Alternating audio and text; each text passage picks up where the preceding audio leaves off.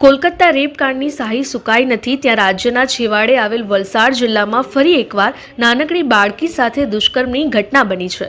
જો કે વલસાડ પોલીસની સરાહનીય કામગીરીને પગલે આરોપીને માત્ર 1 જ કલાકમાં મહારાષ્ટ્રમાંથી ટ્રેનમાં ઝડપી લીધો છે। ત્યારે જે પરિવારે આરોપીને આશરો આપ્યો હતો તે જ પરિવારની બાળકીને પીખી નાખી નરાધમે। વલસાડ જિલ્લાના ઉમરગામના ગાંધીવાડી વિસ્તારમાં એક શ્રમિક પરિવારની 3 વર્ષની બાળકી પર એક નરાધમે દુષ્કર્મ આચર્યું હતું। પીડિત પરિવાર બાળકીને લઈ ઉમરગામ પોલીસ સ્ટેશન પહોંચ્યો હતો। આથી પોલીસે મામલાને ગંભીરતાથી લઈ સમગ્ર ઘટનાની તાત્કાલિક તપાસ શરૂ કરી હતી।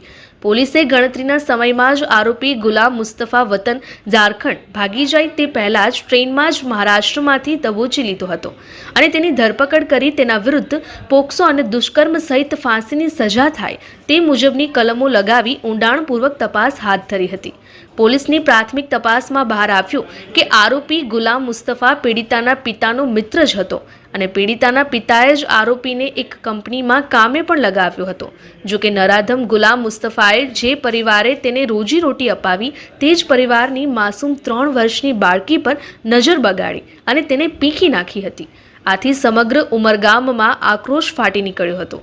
પીડિતાના પરિવાર અને ઉમરગામ વાસીઓએ રસ્તા ઉપર ઉતરી આવ્યા હતા અને હજારો લોકોના ટોળાએ ઉમરગામ પોલીસ સ્ટેશનનો ઘેરાવ પણ કર્યો હતો। બનાવની ગંભીરતાથી લઈ વલસાડ જિલ્લા એસપી ડોક્ટર કરણરાજ વાઘેલા સહિત જિલ્લાભરની પોલીસના ઉચ્ચ અધિકારીઓનો પોલીસનો કાફલો ઉમરગામ ખડકી દેવામાં આવ્યો હતો અને મામલો થાળે પાડવા પ્રયાસ કર્યો હતો। કેસની તળિયાઝાટક તપાસ માટે વલસાડ જિલ્લા પોલીસ વડાએ ડીવાયએસપીની આગેવાનીમાં જિલ્લાના ઉચ્ચ પોલીસ અધિકારીઓને અને પોલીસ કર્મીઓની એક એસઆઈટીની રચના કરી હતી અને માત્ર 2 જ અઠવાડિયામાં આરોપી વિરુદ્ધ તપાસ પૂર્ણ કરી તેના વિરુદ્ધ કોર્ટમાં ચાર્જશીટ દાખલ કરી અને ફાસ્ટ ટ્રેક કોર્ટમાં કેસ ચાલે તે માટે કાર્યવાહી હાથ ધરી હતી। આમ વલસાડ જિલ્લા પોલીસ વડા ડોક્ટર કરણરાજ વાઘેલાએ પણ લોકોને શાંતિ જાળવવા અપીલ કરી હતી અને સોશિયલ મીડિયામાં ચાલતી કોઈ પણ અફવાઓ પર વિશ્વાસ નહીં રાખી અને અફવાથી દૂર રહેવા લોકોને અપીલ પણ કરી હતી। મહત્વપૂર્ણ છે કે કલકત્તા અને ઉત્તર પ્રદેશમાં બનેલી ઘટનાને કારણે સમગ્ર દેશમાં અત્યારે આ મામલે માહોલ ગરમાયેલો છે। લોકોમાં આક્રોશ છે ત્યારે આજે પણ ઉમરગામમાં માત્ર 3 વર્ષની માસૂમ બાળકી પર એક નરાધમે આચરેલા દુષ્કર્મ બાદ સમગ્ર વલસાડ જિલ્લામાં લોકોમાં આક્રોશ ફાટી નીકળ્યો છે। આરોપીને કડક અને દાખલારૂપ કાર્યવાહી કરવામાં આવે અને તાત્કાલિક ફાંસીની સજા થાય તેવી માંગ સાથે લોકો રસ્તા ઉપર ઉતરી આવ્યા છે।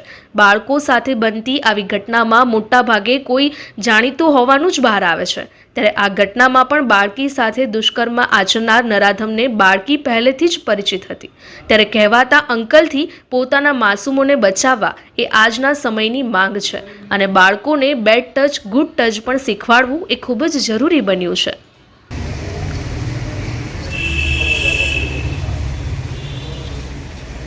ઉમરગામ પોલીસ સ્ટેશન વિસ્તારમાં ગઈકાલે સાંજના 6 વાગ્યાના આસપાસ પોલીસ સ્ટેશન ખાતે એક માતા પિતા પોતાની 3 વર્ષની નાની દીકરીને લઈને આવ્યા હતા। દીકરી સાથે દુષ્કર્મની એમની કંપની હતી। તાત્કાલિક પોલીસે બાળકીને મેડિકલ ટેસ્ટ માટે મોકલી આપી હતી અને મેડિકલ ટેસ્ટ કરાવ્યા બાદ એને સિવિલ હોસ્પિટલ વલસાડ ખાતે રિફર કરવામાં આવી હતી।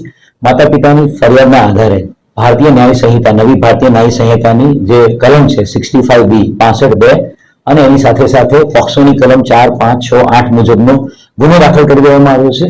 આ બનાવની ગંભીરતાને ધ્યાને રાખીને ડીવાયએસપી, ક્રાઇમ બ્રાન્ચ, એસઓજી તમામ ટીમો તાત્કાલિક પોલીસ સ્ટેશન પહોંચી ગયેલી હતી।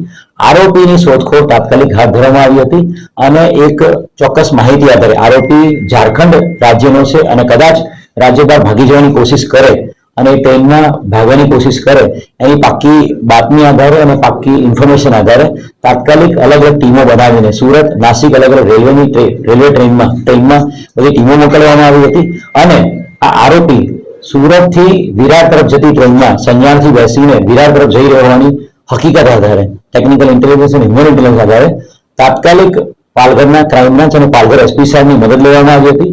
વલસાડ જિલ્લા ક્રાઇમ બ્રાન્ચ અને પાલઘર ક્રાઇમ બ્રાન્ચની મદદથી ચાલુ ટ્રેનમાં જે આરોપીને દબોચી લેવામાં આવ્યો હતો અને આરોપીને તાત્કાલિક પકડી લેવામાં આવ્યો હતો। બનાવ બન્યાના 1 જ કલાકની અંદર આરોપીને પકડી લેવામાં આવ્યો છે। દીકરી જે છે 3 વર્ષની એની તબિયત એકદમ સ્વસ્થ છે। દીકરી અત્યારે ડોક્ટરના ઓબ્ઝર્વેશન હેઠળ વલસાડ સિવિલ હોસ્પિટલ ખાતે એડમિટ છે અને તબિયત એકદમ સારી છે અને આરોપી ફરિયાદ દાખલ કરીને 1 જ કલાકમાં પકડી લેવામાં આવ્યો છે।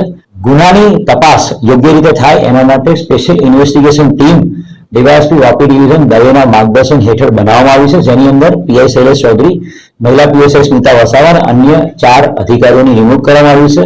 7 અધિકારી કર્મચારીની ટીમ, આ સ્પેશિયલ ઇન્વેસ્ટિગેશન ટીમ આ ગુનાની તપાસ કરશે.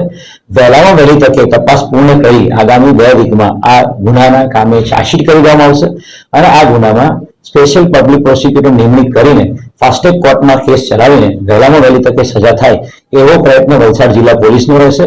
વલસાડ જિલ્લા પોલીસ દ્વારા તમામ બનતો પ્રયત્ન આરોપીને પકડવામાં કરવામાં આવ્યો હતો અને એની સાથે સાથે બાળકીની પણ તબિયત પ્રોપર રહે એના માટે તાત્કાલિક એના મેડિકલ પણ કરવામાં આવ્યું હતું. વલસાડ જિલ્લા પોલીસે પૂરતી કામગીરી કરી એના કારણે જ આરોપી 1 કલાકની અંદર પકડાઈ ગયો. ઘણા બધા લોકો દ્વારા અફવાઓ ફેલાવવામાં આવી રહી છે, ઘણા બધા લોકો ગેરસમજ અને ગેરમાર્ગે દોરાયા છે. હું તમામ મીડિયા મિત્રોના માધ્યમથી વલસાડ જિલ્લાની જનતાને અને ઉમરગામની જનતાને નમ્ર અપીલ કરીશ કે કોઈ પણ વ્યક્તિ, મારો ઉમરગામનો વ્યક્તિ કે મારો વલસાડ જિલ્લાનો વ્યક્તિ ગેરમાર્ગે ના દોરાય. દીકરીની તબિયત એકદમ સ્વસ્થ છે, આરોપી પકડી પાડવામાં આવ્યો છે. એસઆઈટીની ટીમ તમામ સાયોગિક પુરાવા, તમામ વૈજ્ઞાનિક પુરાવા, તમામ ટેકનિકલ પુરાવા એકઠા કરીને પ્રોપર એવિડન્સ સાથે ચાર્જશીટ કરશે, જેથી કરીને આરોપીને સખતમાં સખત સજા થઈ શકે. કલમ 65(2) માં વધુમાં વધુ ફાંસીની સજાની જોગવાઈ કરવામાં આવેલી છે અને એ જ કલમનો આની અંદર પક્ષોની કલમ 4, 5, 6, 8 અને કલમ 65(2) ની સાથે ગુનો દાખલ કરવામાં આવ્યો છે. ફરિયાદી આરોપીના સંપર્કમાં છેલ્લા 15 દિવસથી આવ્યો હતો. ફરિયાદીની એની સાથે આરોપીની જે બહેન છે એના મારફતે મિત્રતા થઈ હતી. ફરિયાદી આરોપી બંને એકબીજાના મિત્ર છે, બંને એકબીજાને ઓળખે છે અને ફરિયાદીએ જ આરોપીને પોતાની કંપનીમાં 15 દિવસ પહેલા નોકરી લગાવ્યો હતો અને બંને સાથે જ નોકરીએ જતા હતા અને એ બંનેની એકબીજાની ઓળખાણના કારણે એણે આ દીકરીની સાથે એકલતાનો લાભ લીધો હતો. આરોપીને તાત્કાલિક પકડી લીધો છે અને ફરિયાદી અને જે દીકરી છે બધા. અમારી લાઈવ ન્યૂઝ 24 ચેનલને સબસ્ક્રાઇબ કરો, બેલ આઇકોન દબાવો જેથી આવનાર ન્યૂઝ અપડેટ્સની નોટિફિકેશન આપ સુધી સૌથી પહેલા પહોંચે.